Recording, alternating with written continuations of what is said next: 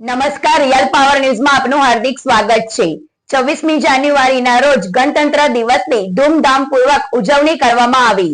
પાદરા નગરમાં નગરપાલિકા દ્વારા પ્રજાસત્તાક દિવસની રંગેચંગે ઉજવણી કરાઈ। આ અવસરે પાદરા જગત નાકા ખાતે આવેલી સરદાર પટેલ, મહારાણા પ્રતાપજી તેમજ ડોક્ટર બાબા સાહેબ આંબેડકરજીની પ્રતિમાઓને નગરપાલિકાના સદસ્યો તથા કર્મચારીઓ દ્વારા પુષ્પાંજલિ અર્પણ કરવામાં આવી હતી। ત્યારબાદ પાદરા નગરપાલિકા ખાતે મહિલા પ્રમુખ મનીષાબેન પટેલના હસ્તે રાષ્ટ્રધ્વજ ફરકાવી ધ્વજવંદન કરવામાં આવ્યું હતું।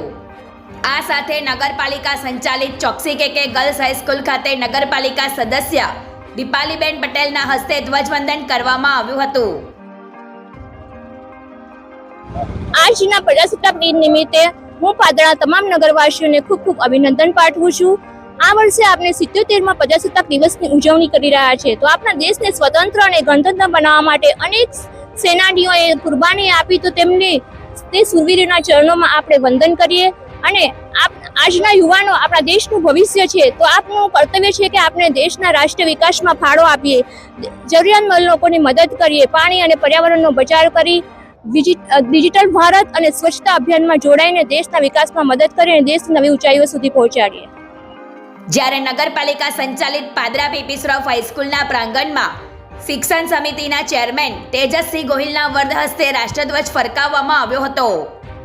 આ કાર્યક્રમ દરમિયાન શાળાનું નામ રોશન કરનાર પ્રતિભાશાળી વિદ્યાર્થીઓને મોમેન્ટો આપીને સન્માનિત કરવામાં આવ્યા હતા। ઉપરાંત શાળાના વિદ્યાર્થીઓ દ્વારા નૃત્ય સહિત વિવિધ સાંસ્કૃતિક કાર્યક્રમો રજૂ કરવામાં આવ્યા હતા।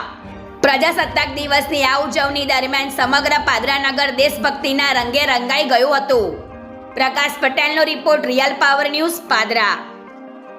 પ્રજાસત્તાક દિન 77માં પ્રજાસત્તાક દિને આજે 24મી જાન્યુઆરી બધા નગરપાલિકાના સભ્યો સાથે અમે મળીને પીપી શ્રોફ કમ્પાઉન્ડમાં ધ્વજવંદન કર્યું અને એક અપીલ એવી કરવા માંગીએ છીએ કે પાદરામાં નરેન્દ્ર મોદી સાહેબ પણ સ્વચ્છતા માટે બહુ આગળનું પગલું ભરી રહ્યા છે, ત્યારે પાદરામાં સ્વચ્છતા અનુભવી રહીએ અને સ્વચ્છતા રાખે લોકો।